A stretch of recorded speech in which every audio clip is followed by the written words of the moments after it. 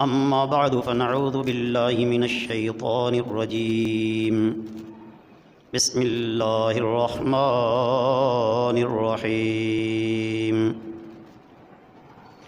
وَلَقَدْ خَلَقْنَا الْإِنسَانَ مِنْ صَلْصَالٍ مِّنْ حَمَإٍ مَّسْنُونٍ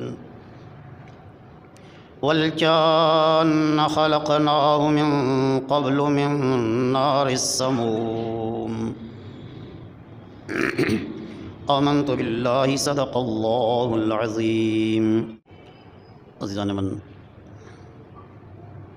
آپ تمام احباب کے سامنے قرآن المجید فرقان الحمید سے سورۃ الحجر کی آیت نمبر 27 اور 28 تلاوت کرنے کا شرف حاصل کیا ہے. عزیزان من،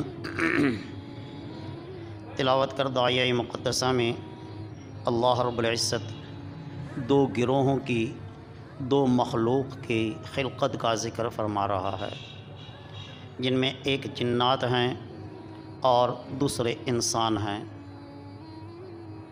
اللہ رب العزت نے نور سے ملائکہ کو تخلیق فرمایا جو آسمانوں میں ہیں، اور پھر ایک اور جماعت پیدا فرمائی جنہیں آگ سے پیدا کیا.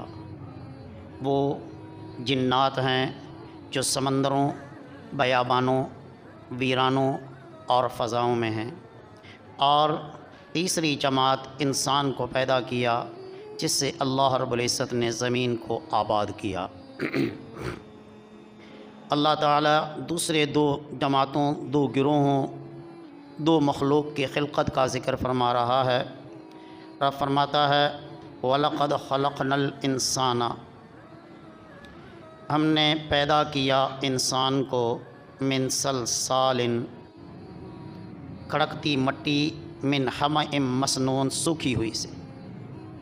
انسان کو خشک مٹی، ٹھیکری کی طرح بجتی ہوئی کھڑکتی مٹی سے بنایا ہے. جب اللہ رب العزت نے انسان کی پیدائش کا ارادہ فرمایا کہ روح زمین پر انسان کو پیدا کیا جائے، یعنی ابو البشر سیدنا آدم علیہ السلام کی خلقت کا ارادہ فرمایا، تو رب ذوالجلال نے ملائکہ سے مشورہ کیا اور پھر فرمایا کہ زمین سے مٹی لے کر آؤ.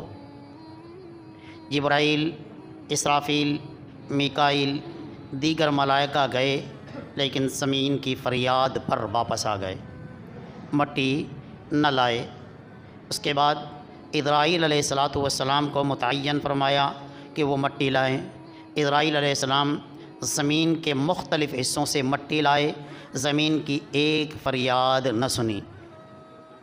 جہاں سے مٹی لائے وہ پہاڑی علاقے کی بھی تھی، اور سنگلاخ اور بنجر زمین کی مٹی بھی تھی، زرخیز زمین کی مٹی بھی تھی، رتیلے علاقے کی زمین کی مٹی بھی تھی.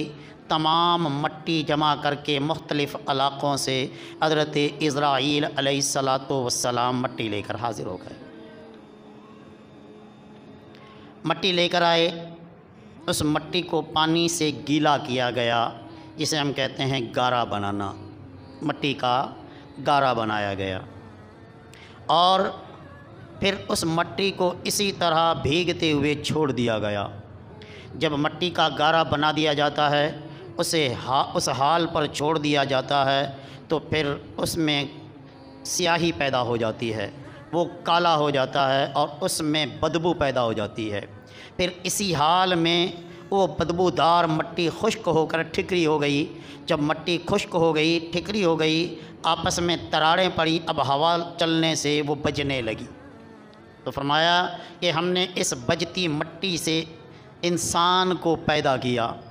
انسان اپنے آپ پر غور کرے کہ ہم نے انسان کو مٹی سے پیدا کیا، مٹی کی طرف لوٹائیں گے، مٹی سے اٹھائیں گے۔ یہ رب ذوالجلال کا فرمان کہ مٹی سے انسان کو پیدا کیا ہے، اسی مٹی میں انسان کو دفن کر دیا جائے گا اور اسی مٹی سے کل قیامت کے دن اٹھایا جائے گا۔ انسان اپنی اصل کی طرف غور کرے، اپنے خلقت کی طرف غور کرے کہ ایک بدبودار مٹی سے انسان کی اصلیت کو پیدا کیا اور اب انسان ہر جاندار کی تخلیق بدبودار پانی سے ہوتی ہے۔